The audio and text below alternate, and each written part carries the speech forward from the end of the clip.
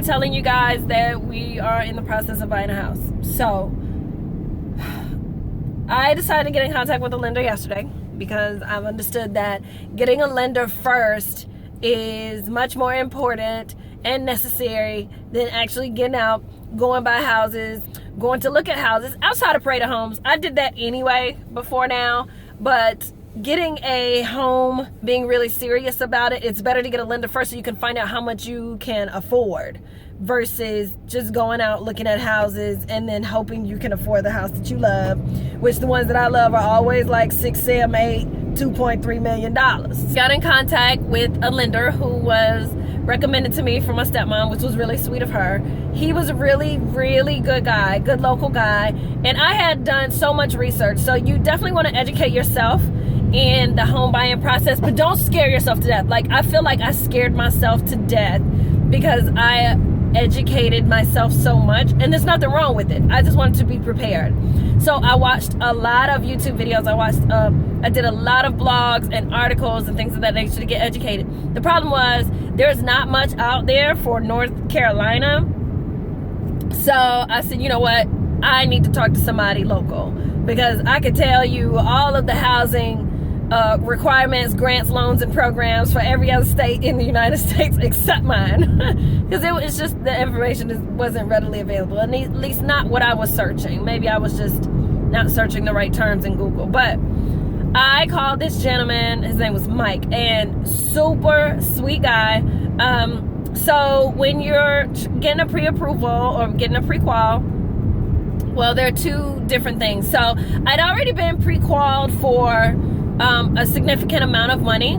That doesn't mean I'm gonna go out and look for a house for that amount. So the pre-qual is just like, let me look at your credit score, let me look at your debt to income ratio. Okay, based on this, you can afford, for stinks and giggles, $350,000. You can afford $400,000. Okay, so you get that pre-qual and it's like, oh cool, okay cool, but you still need a pre-approval. So the difference is pre-qual is just looking at those two items. Pre-approval is looking at what your credit score is, which is a big part, what your diversity of credit is. So they're looking for revolving debt. They're really looking for diversified lines. So revolving debt, installment loans help, all that kind of stuff, especially if you've paid it on time. So that's what they're looking for. They're looking for credit history. They ask you for your social. They ask you for your date of birth.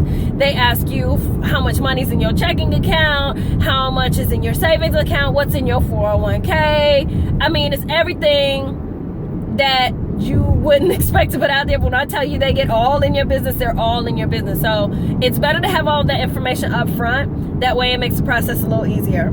So I talked to the guy yesterday. It took all of a 15-minute conversation for me to give him all of my information over the phone. I didn't have to supply any documents at that time. However, he said, I'm going to call you back tomorrow at 9 a.m. So I was going to vlog, but I was like, I don't want to vlog. And then he'd be like, no, you declined. Because there's nothing wrong with my credit. I actually have a high credit score. I just don't have many lines of credit, if that makes sense. So I have 2 credit cards. And that's all that's on my credit. I don't have anything else. I don't have any outstanding collections. I don't have any derogatory marks. So my credit is high for the sake of a credit score. But as far as a credit history, I just have those 2 lines of credit. So that's what kept me up last night. I was like, oh my God, I'm not gonna go to sleep. What if they decline? I started watching all videos. What's next if you get declined? And I'm a pretty positive person, but I'm also realistic, and I can be very tough on myself. So it was like, half of that was, okay, so when I get approved, this is what we doing, this is what we going to look at. But the other half of me is like, don't get your hopes up. Let's be prepared for if it goes the opposite way. So he called me this morning. We got it! So we are approved. I gave him a specific amount that we don't want to exceed. He did tell me I could apply for more. If for some reason we see a house that's more, we can go back, redo the numbers, and he could certify a loan or a letter for that amount. But I specifically asked him, don't go over this amount. Like, I gave him an amount, don't go over this amount, because this is what, when I sat down and we looked at what our bills were, and by bills I mean electricity, water, phone bill, insurance, all of that stuff. Factor it in, because one thing about these places is they tell you how much you can afford based on your debt to income ratio. Well, my debt to income ratio is 2% of what I get paid.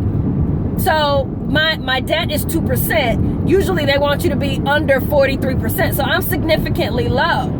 So technically we could probably get, I don't know, a $2,000, $2,500 a month loan.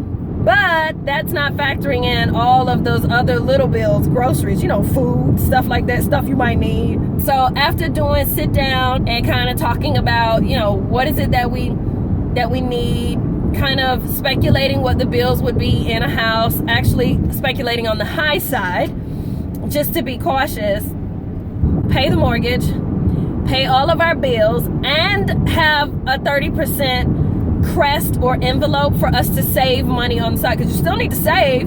Yeah, you made it into the house, but you still need to save because stuff breaks down and you can't call the landlord and tell her to come fix it. Not this time. This is your house. So we're looking for it. So now it's time to find a house. Yay! I'm so excited.